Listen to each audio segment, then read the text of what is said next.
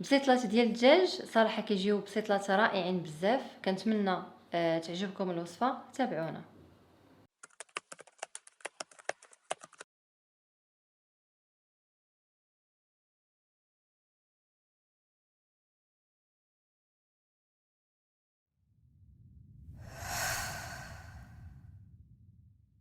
السلام عليكم، اهلا وسهلا، مرحبا بكم معنا اليوم في حلقه جديده من حلقات فرح فود.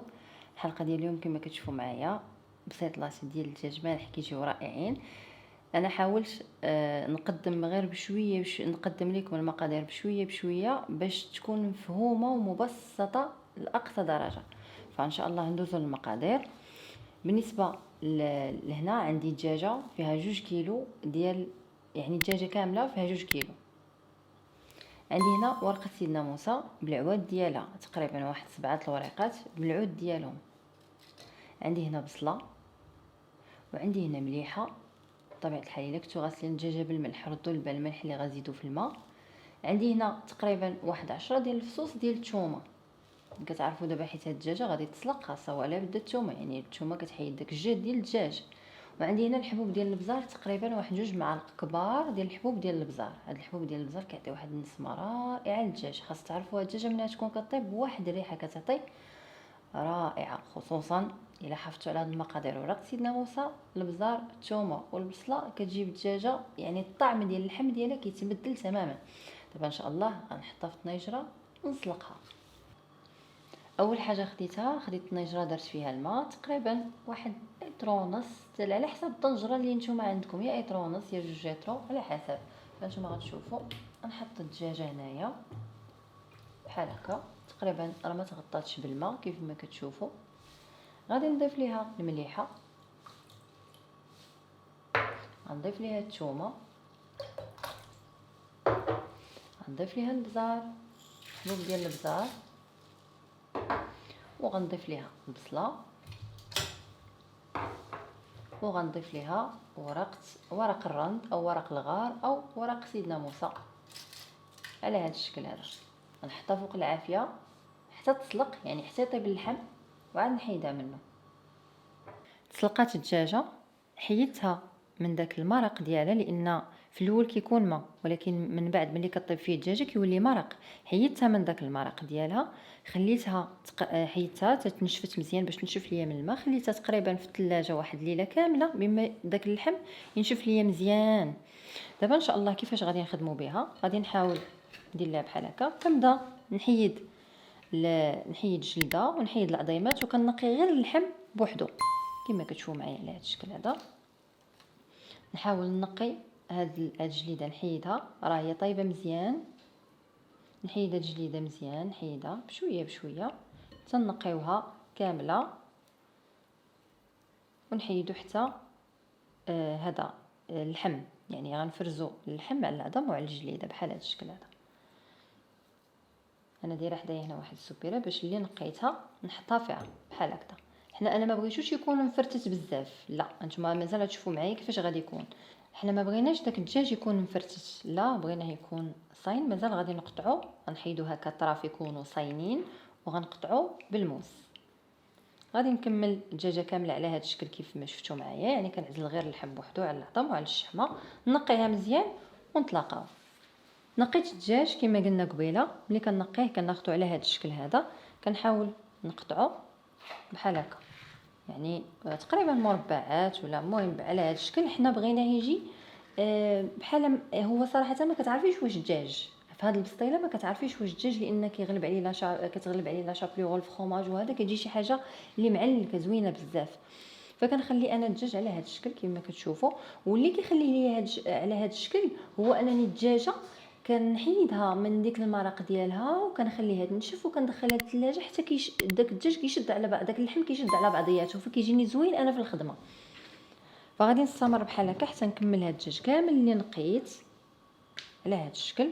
نقطعو كما قلت لكم بحال هكذا. فبطبيعه الحال راه الطروفه عندي مختلفين، يعني شي غيجي مربع، شي غيجي المهم ما غيكونش الدجاج مفرتت، يعني ما غاديش نفرتو بحال هكا، لا غادي نقطعو ملي الدجاج ينشف ليا غنقطعو بحال هكا كيف ما كتشوفوا بالموس. غنكمل ان شاء الله هاد الدجاجه كامله على هاد الشكل. ونتلاقاو في المقادير التاليه. بالنسبه للدجاج انتم شوفوا كيفاش قطعته، جا على هذا الشكل، يعني كله كيبقى باين في هذه البسطيله. هذه الدجاجه ياك. عندنا هنايا 300 غرام ديال الفرماج غابي اولا محكوك، فرماج حمر محكوك ولا الفرماج اللي عندكم، المهم فرماج كيتحك. عندي هنايا الفيرميسيل خديت 4 ديال الضامات هادو على هذا الشكل، 4 الوحدات. عندي هنا لادان فيمي اللي قطعته فورم دو دي، يعني قطعته شرائح، ومن في الاول شرائح ومن بعد دوك الشرائح قطعتهم هكا فورم دو دي. لادان فيمي 300 غرام. عندي هنايا الفلفله مقطعه حتى هي فورم دو دي، حمراء وخضراء. بالنسبه للحمراء خديت جوج فلفلات متوسطات، جوج فلفلات متوسطات حمرين وجوج فلفلات متوسطات خضرين. عندي هنا الشامبينيو معلب، اللي ما بغاش يدير معلب يمكن له يدير شامبينيو دو باري، ديروا 300 غرام. انا خديت حك متوسط ديال الشامبينيو، هذا حك متوسط ديال الشامبينيو. بالنسبه للقامه عندي هنايا 3 ديال الفصوص ديال الثومه، وعندي هنايا القزبر يابس، تقريبا واحد نص معلقه ديال القزبر يابس. عندي هنا الحار يعني ماشي الهريسه السودانيه، هذه يعني ناشفه، ماشي ديك الفازقه، هذه الناشفه. عندي عندي السودانيه هنايا، وعندي سكينجبير، وعندي الملحه والصوص صوجا. كندير شويه الزيت هنايا فاش نشحر فيها الدجاج غيتشحر مع شويه ديال سكينجبير والصوص صوجا. هاو كما كتشوفوا معايا، هو الدجاج اللي قطعت هو هذا.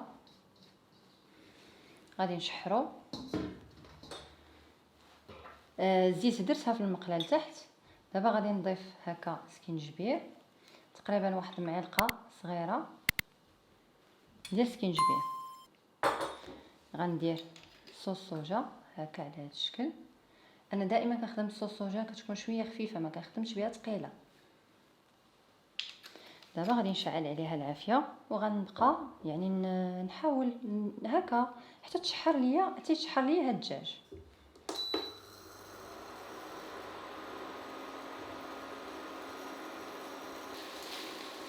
الدجاج تشحر ليا، غنحطو هنايا في هذا الاناء هذا اللي غادي نخلطو فيه من بعد كلشي.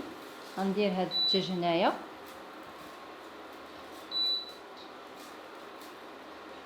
ومن بعد غادي نضيف في المقله، نضيف ليها عاوتاني شويه ديال الزيت، وندير ديك الفلفله والشامبينيون.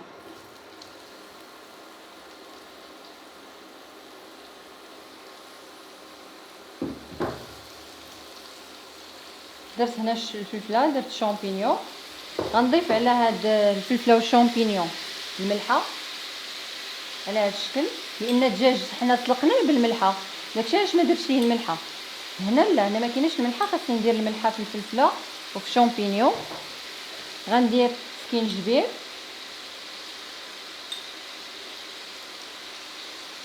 وغادي ندير القزبر يابس. غندير الثومه، جوج فصوص ديال الثومه،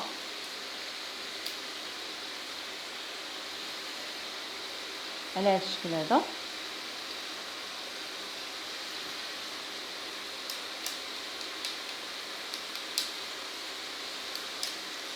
وغنبقى نحرك حتى يتشحروا ليا مزيان. نضيف عاوتاني صوص صوجا على هذا الشكل هكا، غير شويه ديال صوص الصوجا، ماشي شي حاجه كثيره، يعني غير شويه، تقريبا واحد المعلقه صغيره ديال صوص صوجا. غنشحرو بحال هكا. ملي طيح ليا الفلفله نضيفها للدجاج. الفلفله تشحرات والشامبينيون حتى هو تشحر، يعني تشحرات يعني حتى طياب راه الفلفله طابت. غادي نضيفها لهاد الدجاج هذا على هذا الشكل. وغندوز دابا الفيرميسيل غنخوي عليها الماء وغنخليها يعني حتى ترطب، ومن بعد يعني حتى ترخف في الماء، ومن بعد غنضيف نجيبها حتى هي نشحرها. بالنسبه للفيرميسيل فكنحطها في واحد الانيه بحال هذه، كنخوي عليها الماء يكون سخون، كنخليها تقريبا واحد 5 دقائق، تقريبا 5 دقائق حتى كترخف ليا هي في داك الماء سخون. كنصفيها صفيتها على هذا الشكل حتى ما يبقاش فيها الماء. دابا غادي نقطعها بالمقص وعاد ندوز نشحرها، نقطع على هذا الشكل هذا.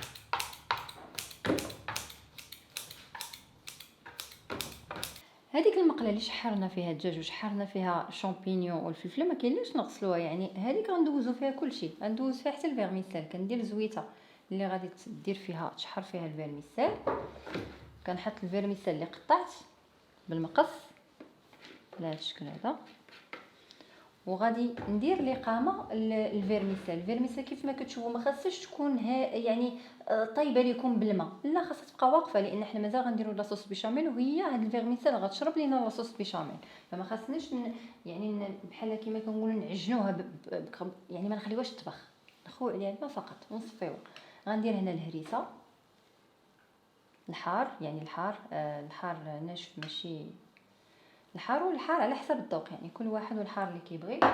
غندير سكينجبير شويه، راس معلقه صغيره ديال السكينجبير، وغادي ندير المليحه. بطبيعه الحال ما درتش انا في الفيرميسيل المليحه، خاصني ندير فيها الملح اللي غتملحها هذا القياس.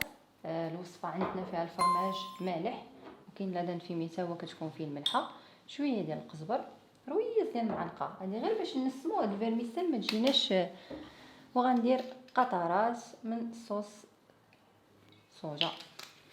صافي غادي نشحرها دابا.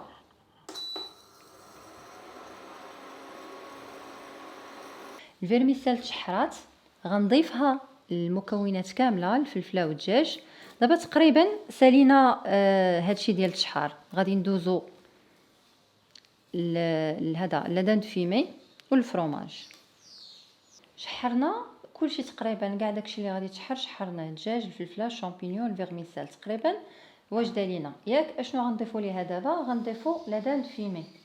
لادان فيمي واخا نضيفوا الحشوه مازال سخونه ليا ما كاينش مشكل، ولكن الفرomage لا ما غنضيفوش دابا، غنضيفو حتى تبرد، لان الا ضفتو دابا ملي كنجي نحرك بحال هكا فكيمشي ليا لشي بلايص وشي بلايص لا، وملي كيمشي لدوك البلايص اللي كيكونوا سخان كيذوب فيهم وبذلك بحال كيتكور. فما غاديش نضيف الفرماج دابا حتى يبرد ليا هذا الحشو كامل.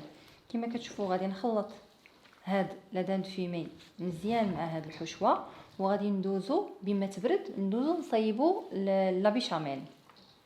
بالنسبه للبيشاميل عندي 40 غرام ديال الدقيق، 40 غرام ديال الزبده، واحد الحكه خفيفه ديال الكوزه، ومليحه اللي غنملحو بها هادشي، يعني هكا شويه ديال الملح اللي غتملح لينا لاصوص بيشاميل. بالنسبه للكوزه اللي ما بغاش يديرها فما يديرهاش، هي غير حكيكه فيها، غير حكيكه خفيفه ماشي شي حاجه اللي هي كثيره.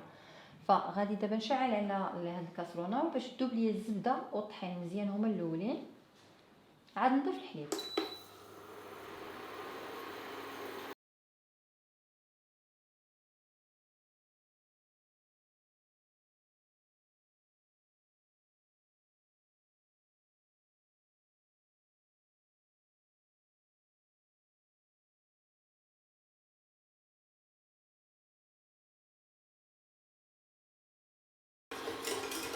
بعد ما كيطيب ليا داك الدقيق والزبده شويه كنبدا نضيف الحليب. نستمروا عندي نصف لتر حليب، نصف لتر حليب. فغادي نحرك هنا مزيان باش ما تكورش ليا البيشاميل، وعاد نكمل اضافه ديال الحليب الاخر.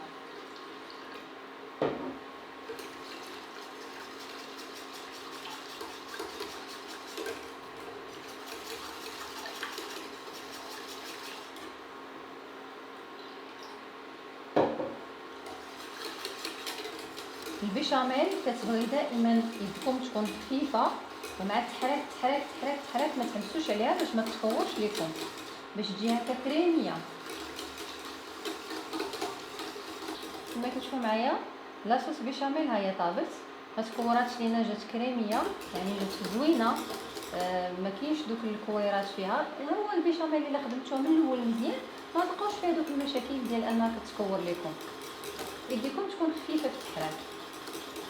صافي دابا لاصوص بيشاميل واجده كما كتشوفوا معنا. هاد لافارس هادي كلشي كيبان فيها، يعني الدجاج كيبان، شامبينيو كيبان، الفلافل كتبان. صراحه الا جربتوا هاد البسطيله هادي راه بسطيله كتجي رائعه. صراحه شي 10 سنين هادي وانا كنخدمها للكليان ديالي، كلشي كتعجبو، ما كاينش اللي ما كتعجبوش وما كتعرفش اشنو فيها، واش زعما داك الدجاج ما كيبانش فيها ديك لاصوص بيشاميل والفرomاج ولا دان فيمي، ما كيخليهاش تبان بما انها بسطيله ديال الدجاج. دابا بردات ليا، غادي نضيف ليها الفرماج كما قلنا. الفرماج ما نديروهش وهي باقا سخونه، هادشي كنعاود يعني كنقولوا كنعاودوا باش ما طيحوش في الاخطاء. غادي نحرك وانا نضيف الفرماج وانا كنحرك باش ينسجم، باش كله يتوزع على هاد الحشوه هادي. غنبقى نضيف بشويه بشويه ونحرك، نضيف ونحرك، نضيف ونحرك.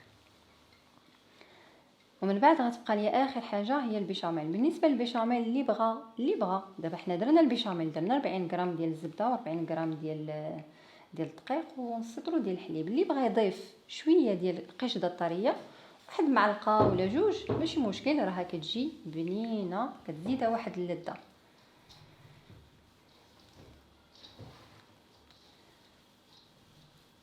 غنكمل دابا ان شاء الله وندوز معاكم باش نضيف ليها حتى البيشاميل حتى هي، باش تشوفوا معايا جميع المراحل وتشوفوا معايا هاد البسطيله خطوه خطوه.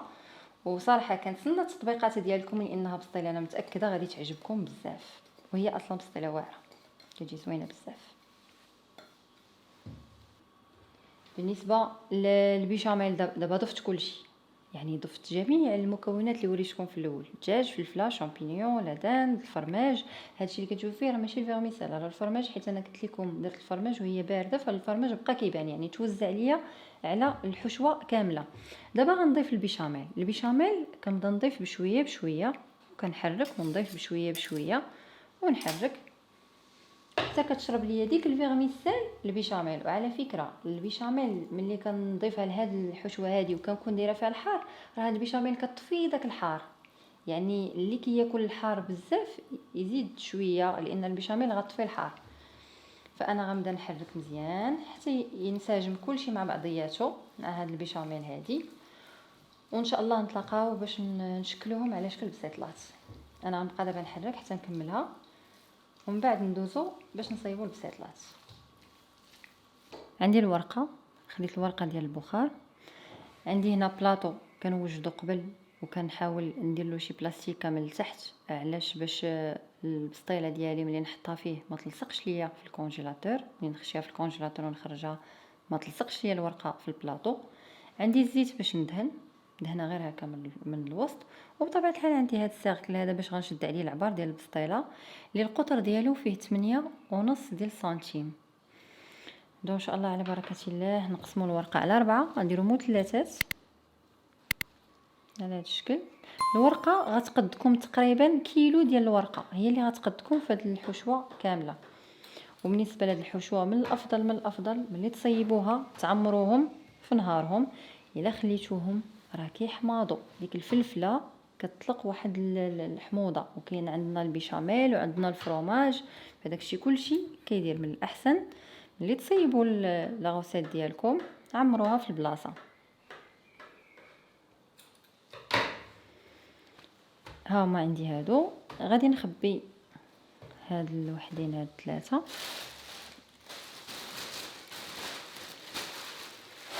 وغنبدا نصاوبو دابا شي وحيده باش تشوفوها معايا. كناخذ الورقه كندير ديما الرطبه الملسه لتحت هكا، كنحاول نخشي الجوانب باش ملي نخشي انا الحشوه ماشي ملي نورك عليها تقطع ليا من هنا. خاصني اهم حاجه نقاد هذه مزيان تخشى ليا في بلايصاتها مزيان بحال هكا. كندير هنايا واحد دهينه ديال الزيت على هذا الشكل، وكندير مثلث ثاني كما قلنا دخلوا جنيبات مزيان على هذا الشكل. كنبدا نعمر، انا كنعمر وكنحاول نضغط باش هذه البسيطله تعمر من جميع الجوانب ويجينا الشكل ديالها زوين. الشكل نعمر مزيان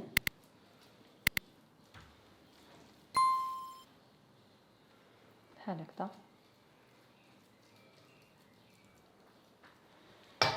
كناخذوا هذه الاولى هي الاولى على هذا الشكل هذا، كنحاول نجمعها الورقه الا كانت جديده فما غاديش تحتاجوا بيض البيض باش تلصقوها من التحت. كنقطع عليها هاد الزوائد هادو. الا كانت عندكم الورقه شويه يعني كتمحنكم ولا شي حاجه يعني ما كطاوعكمش في اللفه، حاولوا ديروا بيض البيض هنايا من الجناب. انا عندي الورقه مزيانه فما غاديش نحتاج البيض البيض، يعني كيف ما غادي نسدها غنحطها على هاد الجهه غتبقى شاده بلاصه، يعني غتشد الفورمه ديالها وغادي بحالها صافي غتشمع. وخصوصا انا غادي نديرها بحال هكا ونديرها في البلاطو، يعني غادي تولي مزيانه على هاد الشكل هذا. كنحيد دائما هاد الزوائد.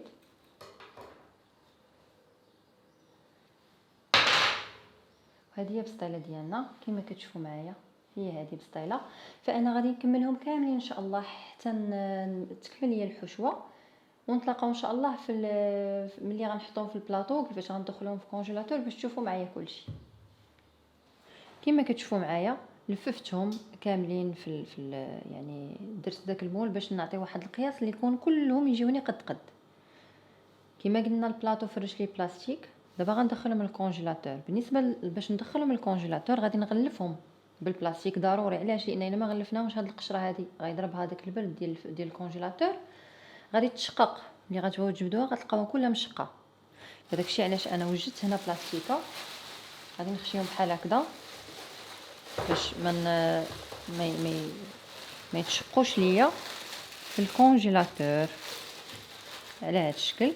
ملي كيجمدوا ليا بحال هكا يعني انا ندخلهم دابا هكذا، ما نديرهمش في البواطات هما باقيين خضرين حتى كيجمدوا.